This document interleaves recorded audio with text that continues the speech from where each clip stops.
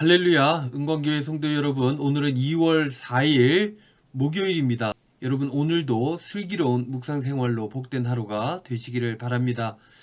오늘 여러분들 홈페이지에 나오는 슬기로운 묵상 생활 제목을 보시면요, 마지막에 숫자가 나오는데 100이라는 숫자가 나와 있습니다. 슬기로운 묵상 생활 시즌 3가 100번째라는 얘기죠. 여러분들 100회나 했습니다, 벌써. 사순절 묵상으로 작년에 시작해서 시즌 1, 2, 3까지 꽤나 영상 묵상을 오래 한 것 같습니다. 제가 그 생각이 들면서 영상 묵상을 얼마나 했나 한번 찾아봤습니다. 찾아봤더니 업로드 된 것이 240회 정도가 있었습니다. 작년 2월 26일부터 그때가 이제 여러분 제 수요일이었거든요. 사순절과 함께 이 묵상이 시작이 되었는데요.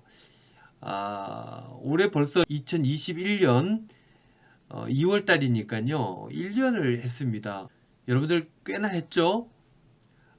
그걸 보면서 우리 성도님들 참 대단하시다 하는 생각들을 했습니다. 물론 영상은 제가 만들었지만 우리 성도님들이 참여하지 않았다면 여기까지 오지 못했을 것입니다. 주위에서 이런 우리 성도님들의 묵상에 대한 참여율을 보시고 다른 교회 목사님들께서 굉장히 부러워하십니다. 어쨌든 여러분들 이 코로나 시절에 매일 이렇게 말씀을 묵상할 수 있다는 것은 힘든 가운데서도 감사한 일들 중에 하나가 아닌가 그런 생각들을 해보게 되는 것이죠. 저는요, 여러분들이 이렇게 참여가 있는 한 코로나 끝낼 때까지 열심히 해볼 작정입니다. 여러분들 끝까지 참여하셔서 말씀 묵상으로 진정한 신앙인의 삶으로 나아갈 수 있기를 바랍니다. 이제 말씀 묵상 시작합니다. 오늘 묵상의 제목은요, 함께입니다. 찬송가는 267장 주의 확실한 약속의 말씀 듣고 성경 말씀은 요한계시록 2장 12절로 17절 말씀입니다. 개역 개정입니다. 버가모 교회의 사자에게 편지하라. 좌우에 날선 검을 가지신 이가 이르시되 네가 어디에 사는지를 내가 아노니 거기는 사탄의 권자가 있는 데라.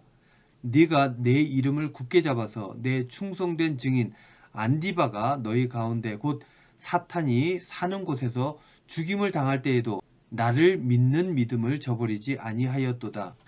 그러나 네게 두어 가지 책망할 것이 있나니 거기 네게 발람의 교훈을 지키는 자들이 있도다. 발람이 발락을 가르쳐 이스라엘 자손 앞에 걸림돌을 놓아 우상 제물을 먹게 하였고 또 행음하게 하였느니라. 이와 같이 네게도 니골라당의 교훈을 지키는 자들이 있도다. 그러므로 회개하라.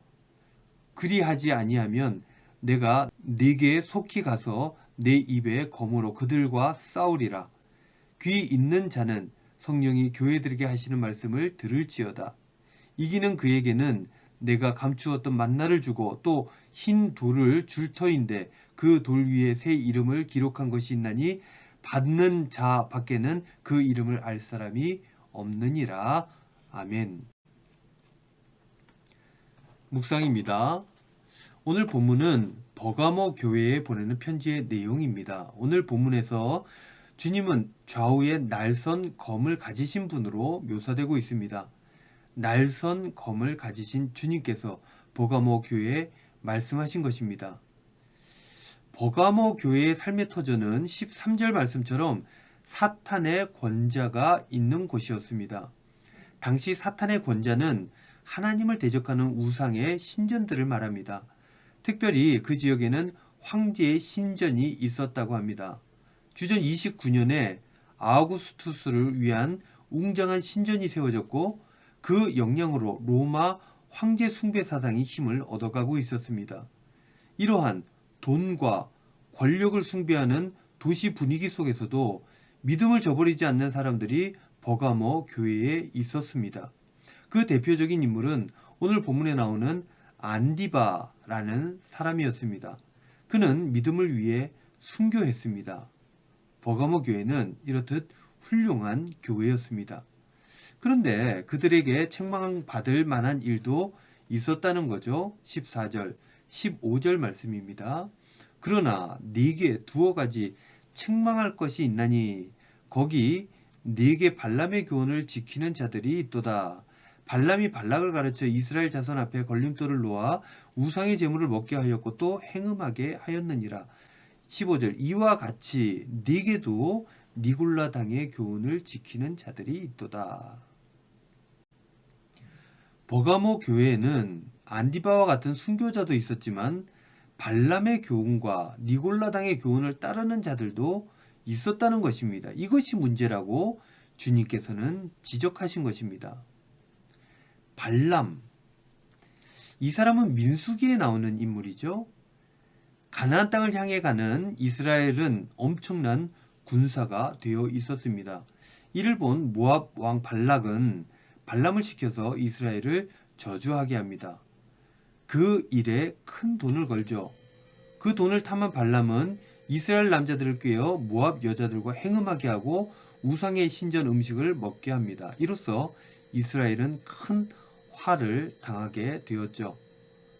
또 니골라당, 이 니골라당은 하나님을 한번 믿은 뒤에는 무슨 행동을 해도 죄가 되지 않는다는 도덕 폐기론, 이것과 무율법주의를 주장했던 그런 단체였습니다.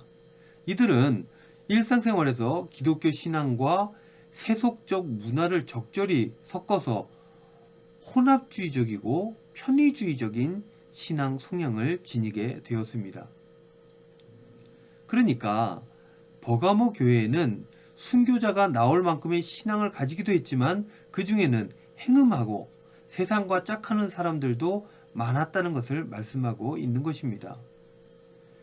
이들에게 우리 주님께서는 단호히 말씀하십니다. 16절 그러므로 회개하라.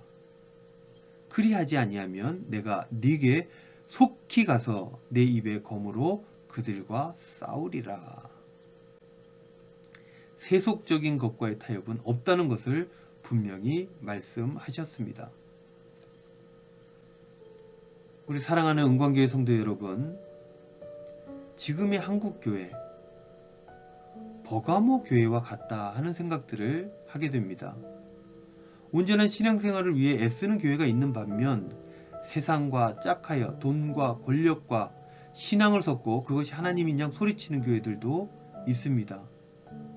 참으로 불행한 일입니다. 그런데요, 여러분, 말씀에서 우리가 주목해 보아야 할 것은 회개해야 할 주체입니다. 여러분, 회개는 누가 해야 합니까? 발람의 교훈을 따르는 사람들, 니골라당 사람들이 회개해야 되는 거 아닙니까? 그런데 주님께서는 그런 회개의 주체를 구분하지 않으셨다는 것입니다. 버가모 교회가 책망을 받았고 버가모 교회가 회개해야 한다는 것입니다. 그러니까 버가모 교인들 공동의 책임이라는 것입니다. 한국교회도 마찬가지입니다. 우리만 잘한다고 되는 것이 아닙니다. 개교회도 마찬가지죠. 한두 사람만 잘한다고 되는 것이 아닙니다. 우리 은광교회도 마찬가지입니다. 나는 잘하는데 누구누구는 잘못하고 있다고 생각하기도 합니다. 그러나 주님께서는 잘못이 있는 공동체, 즉 모두에게 회개를 요구하신다는 것입니다. 왜냐하면 우리 모두의 일이고 우리 모두의 책임이고 우리 모두의 신앙이기 때문인 것입니다. 우리는 코로나를 통해서 뼈저리게 느끼고 있지요. 혼자만 잘한다고 되는 것이 아니라는 것을 말입니다. 함께 잘하는 방법을 찾아야 됩니다. 그래서 협력해야 합니다. 연대해야 합니다. 그래야 이겨낼 수 있는 것입니다. 사랑하는 우리 은광교회 성도 여러분, 오늘 하루 살아가실 때에도 여러분들과 함께하는 이들, 그분들과 협력하여서 선한 길로 나아가시기를 바랍니다. 그리하면 그러한 노력이 있는 곳에 하나님의 나라가 임하게 될 것입니다. 기도하겠습니다. 주님, 함께라고 하는 하나님 나라의 가치를 말씀을 통해 배웠습니다. 함께 하나님 나라를 일구는 지혜로운 성도들 되게 하여 주시옵소서. 예수님의 이름으로 기도하옵나이다. 아멘.